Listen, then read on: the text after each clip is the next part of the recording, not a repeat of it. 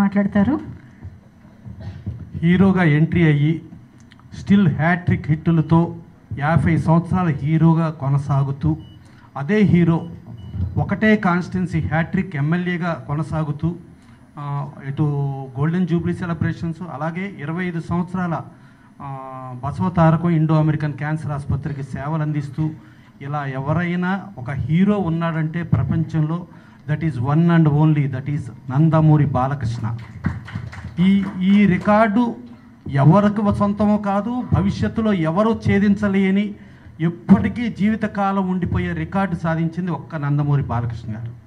అలాగే ఆర్ఎస్ఎస్ సభలు జరిగినప్పుడు, ఆర్ఎస్ఎస్ సభల్లో నేను వెళ్తే అక్కడ డిస్కషన్లు ఏంటంటే, ఒక రాముడిగా కృష్ణుడిగా ఒక 4 తరాల పాటు ఒక కుటుంబం చేసింది అని అంటే ఆ కుటుంబం అనేది నందమూరి కుటుంబం. ఆ రికార్డు కూడా ఎవ్వరి వల్ల కాదు. 4 తరాల పాటు రాముడిగా చేశారు, ఎన్టీ రామారావు చేశారు, బాలకృష్ణ గారు చేశారు, అట్లా 4 తరాలు. ఆఖరికి జానకిరామ్ కొడుకు, ఆయన కూడా పేరు కూడా నందమూరి తారక రామారావు, ఆయన కూడా ఇదే పౌరాణిక పాత్రలు చేయటం, 4 తరాల పాటు చేయటం అనేది ఆ రికార్డు ఒక్క నందమూరి కుటుంబం ఉంటుందనేసి ఆర్ఎస్ఎస్ మహాసభల్లో డిస్కషన్లో జరిగింది. సో అట్లా ఆయన నటుడిగా, ఇటు సేవారంగంగా, ఇటు పొలిటికల్గా ఇక అది తిరుగులేదు. ఇక ఇది దాటితే సేవారంగంలో ఆయన ఎన్నో గుప్తదానాలు ఎన్నో చేశాడు.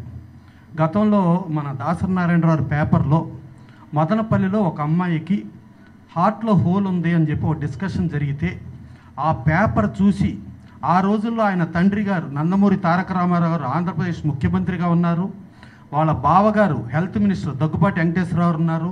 ఒక్క ఫోన్ కాల్ చేసి అటు తండ్రికి చెప్పినా ఇటు బావకి చెప్పినా సెకండ్లో ముఖ్యమంత్రి సహాయ నిధి నుంచి వచ్చి ఇమీడియట్ ఆ పని చేసేయచ్చు.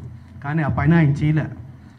నాకు ఆ పొలిటికల్గాను వాటిగాను నేను వాడుకోను అని చెప్పి వాళ్ళని పర్సనల్ మనిషిని పంపించి మదనపల్లి పంపించి, ఒక టీచర్ కూతురు ఆవిడ, ఆ కూతురుని తీసుకొచ్చి మద్రాసులో చెరియన్ హాస్పిటల్లో ఆయన సొంత ఖర్చుతో ఆ ఆపరేషన్ చేయించడం జరిగింది. చేపించి వాళ్ళ అమ్మాయి పిల్లలు పుట్టే అమ్మాయి వెరీ హ్యాపీగా ఉంది. సో అలాంటి గొప్ప దానాలు, సేవా రంగాలు ఇప్పుడు నుంచినో ఎన్నో చేశారు. అలా చేసి బసవతారకం ఇండో అమెరికన్ హాస్పిటల్ తరఫున చేయటం, తర్వాత ఏదొచ్చినా కూడా గతంలో మనకి చూసుకుంటే రాయలసీమలో విపరీతమైన ఫ్లడ్స్ వచ్చి ప్రాబ్లం వస్తే అప్పుడు ఆ ప్రాబ్లంలో నేనుండాను అని చెప్పి ఒక స్పందన ప్రోగ్రామ్, ఇండస్ట్రీ వ్యాప్తంగా స్పందన ప్రోగ్రాం పెట్టారు.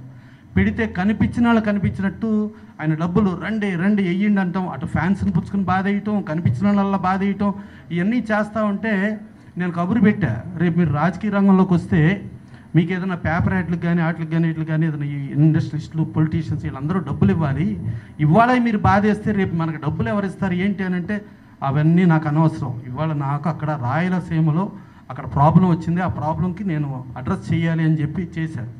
దానప్పుడు దాసరి నారాయణరావు నేను ఉండంగానే, బాలయ్య నువ్వు పర్సనల్గా ఇంత కలెక్ట్ చేస్తున్నావు కదా, దీనికి ఇండస్ట్రీ ఎందుకు, నీ పర్సనల్గా చేయొచ్చు కానీ నీ పర్సనల్ పేరు వస్తుంది కదా అంటే, కాదు నాకు పరిశ్రమ ముఖ్యం, పరిశ్రమ ద్వారానే చేస్తానని చెప్పి ఆయన ఆ రోజున ముఖ్యమంత్రి రోసయ్య గారు సమక్షంలో 6 కోట్ల రూపాయల పైన డబ్బు ఆయన ఇచ్చేసి సమకూర్చడం జరిగింది.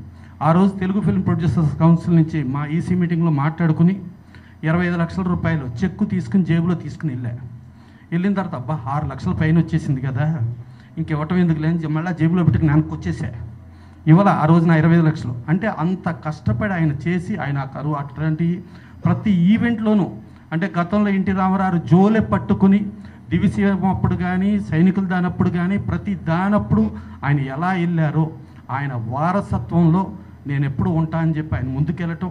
అలాగే అదే మదనపల్లిలో ఎన్టీ రామారావు నా రాజకీయ వారసుడు బాలకృష్ణ గారు అని చెప్తే ఆ వారసత్వంలో యాట్రిక్ హీరోగా కొనసాగటం, ఇవన్నీ కొనసాగితే చూసుకుంటే ఒక చరిత్ర, అలాంటి చరిత్ర పురుషుడికి ఇవాళ తెలుగు ఫిల్మ్ ఇండస్ట్రీ యావత్ భారతదేశం ఇండస్ట్రీని కలుపుకుని ఇవాళ ఈవెంట్ చేస్తుందంటే, ఈ ఈవెంటు సన్మానానికి ఆయన యాక్చువల్గా ఒప్పుకోరా, నాకొద్దు, నాకు ఎన్ని సన్మానాలకు నేను దూరం అంటే, లేదు ఇది అవసరం, మీ సన్మానాన్ని చూసి చాలామంది ఇన్స్పైర్ అయ్యి ఇటు హీరోలుగా కానీ ఇటు సేవారంగంగా కానీ ఇలా పొలిటికల్గా కానీ ఇన్స్పైర్ అయ్యి రేపు ఫ్యూచర్ జనరేషన్స్ పనికి వస్తుందని ఫోర్స్ చేస్తే బలవంతంగా ఆయన ఒప్పుకోవడం జరిగింది.